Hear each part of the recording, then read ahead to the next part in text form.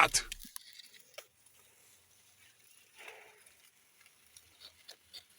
আসসালামু আলাইকুম ভিউয়ার্স, আপনারা যেখান থেকে ভিডিওটি দেখছেন প্রত্যেকে বলতে রইল আন্তরিক শুভেচ্ছা এবং সালাম। আসসালামু আলাইকুম। আমি যে জমিতে আছে এটা একটা ভুট্টার ক্ষেত, আপনারা দেখতে পাচ্ছেন। ভুট্টা এখন শেষ হয়ে গেছে, একদম শেষ পর্যায়ের ভুট্টা আমরা এখন আসছি। প্রথম পর্যায়ে ভুট্টা জমিতে আসছিলাম, বাট এখন আসলাম একদম শেষ পর্যায়ে। আপনি আমার হাতে দেখতে পাচ্ছেন একটা ভুট্টা আছে, একটা ভুট্টা গাছ কিন্তু কত উচ্চতা। আরেকটা জিনিস দেখাই দিই, এই যে উপরে যেটা দেখতে পাচ্ছেন, এই যে এটা কিন্তু আপনাদের বলা হয় পুরুষ ফুল। ভুট্টার পুরুষ ফুল হলে এটাতে পরাগধানী থাকে। আর এখানে যে ভুট্টাটি দেখতে পাচ্ছেন, এই যে ভুট্টা, এই যে ভুট্টার মাথায় এই যে কালো কালো চুলের মতো দেখা যাচ্ছে, এইটা হলো স্ত্রী ফুল।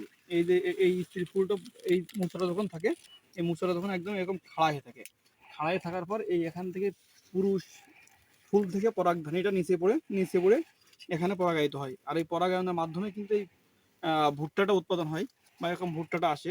আর ভুট্টার ফলন যদি ভালো হয় বা জাত যদি ভালো হয়, সেই ক্ষেত্রে ভুট্টার আপনার অনেক ফলন পাওয়া যায়।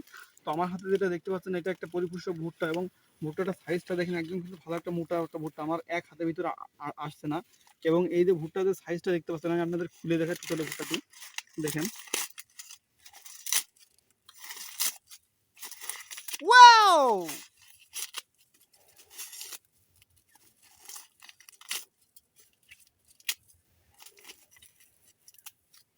এই দেখেন, এই একটা ভুট্টা, এখানে বোঝা যায় আসলে ভুট্টার ফলনটা ভালো হয়েছে। এখানে দেখেন একদম গোড়া থেকে গাঁথনিটা, একদম গোড়া থেকে গাঁথনি শুরু হয়ে, আর ভুট্টার ফলনটা কেমন হবে, ভালো হবে কি খারাপ হবে, সেটা নির্ধারণ করা হয় বা সেটা যাচাই করা হয় এই এতটুকু থেকে।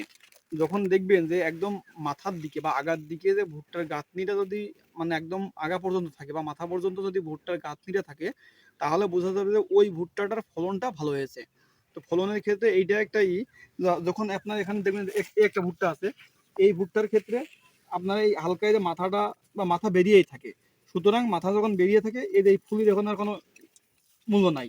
তো যখন মাথা বেরিয়ে থাকে, তখন আপনারা মাথার থেকে হালকা একটু এই মানে কাপড় পরা থেকে কাপড়টা হালকা সরাই নিলেই কিন্তু দেখা যাবে যে এর ফলনটা কেমন হয়েছে। এই ক্ষেত্রে এখানে দেখা যাচ্ছে যে টোটালি এতখানি আপনার গাঁথনি আছে একদম মাথা পর্যন্ত। তো এই ক্ষেত্রে ভুট্টার যদি অনেক ক্ষেত্রে দেখা যায় যে এই পর্যন্ত অনেক ভুট্টার গাঁথনি থাকে না। আর যখন দেখা যায় যে গাঁথনি না থাকলে ধরে নিতে হবে ওই ভুট্টার ফলনটা কম। তো সেই ক্ষেত্রে এই জমি, আমি যে জমিটাতে আসছি, এই জমিটার ফলনটা ভালো, এবং এই জমিটাতে কিন্তু ভুট্টার ফলনটা আসলে কিন্তু ভালো হয়েছে।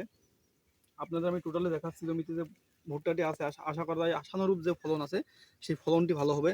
আর এখানে ভুট্টা গাছ এবং গাছের যে পরিচর্যাগুলো সেটা সঠিক মতো নেওয়া হয়েছে। এবং টোটাল যে ভুট্টার আপনাদের আমি দেখাই, আমার শুধু আমার হাতে আছে সেটাই না, হাতেরটা, তারপর দেখানকেরটা, এই যে একটা ভুট্টা দেখতে পাচ্ছেন, এই যে এই ভুট্টাটা, প্রত্যেকটা ভুট্টার কিন্তু সাইজ একরকম হয়েছে, এবং এর আপনার আকার আকৃতি সব কিছু কিন্তু সেম টু সেম আছে। তো সেই ক্ষেত্রে ভুট্টা যারা চাষ করবেন, ভুট্টার ক্ষেত্রে এই দিকগুলো খেয়াল রাখবেন। সর্বপ্রথম যে বীজটা কিনবেন, এই বীজটা হবে উন্নত জাতের বীজ।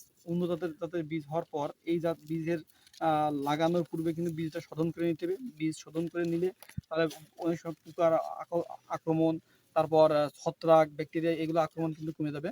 এই বীজ শোধন করার পর যখন চারা গাছ যখন হবে, তখন কিন্তু আহামরি কিন্তু সেচ কীটনাশক কিন্তু স্প্রে করা লাগে না। আর যদি আপনারা সেইভাবে বীজ শোধন না করে নেন, তাহলে কিন্তু এতে প্রচুর পরিমাণে কীটনাশক, ছত্রাকনাশক এগুলো কিন্তু প্রয়োগ করা লাগবে। সুতরাং আপনারা এই চাষের দিকে খেয়াল রাখবেন, আর জমিতে সেইভাবে আগাছা হতে দেবেন না, এবং সেচটা সঠিকভাবে দেবেন, সারের পরিকল্পনা ঠিক রাখবেন। আর যখন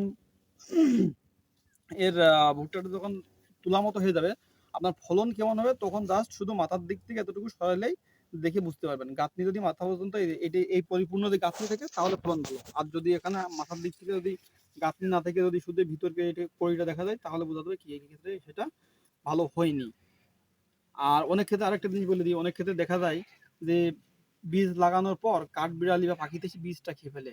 তো সেই ক্ষেত্রে যে বাড়িতে যে কালো পোড়া মোবিল আছে, এই মোবিলটা যদি ওই বীজের সাথে যদি লাগাই দিয়ে দেওয়া হয়, তাহলে কিন্তু এই কাঠবিড়ালিতে বীজটা কিন্তু ক্ষতি করতে পারে না। সুতরাং আপনারা এই জিনিসগুলো খেয়াল রেখে চাষাবাদ করবেন। আর ভুট্টা অবশ্যই একটি লাভজনক একটি ফসল। সুতরাং আপনারা সেইভাবে সেই বিচার বিশ্লেষণা সেইভাবে সব দিক থেকে চাষাবাদ করবেন। তো তখন যারা ভিডিওটি দেখলেন, প্রত্যেকের সুস্বাস্থ্যতা দীর্ঘায়ুতা কামনা করে আজকের ভিডিওটি আমি এখানে শেষ করছি। আসসালামু আলাইকুম।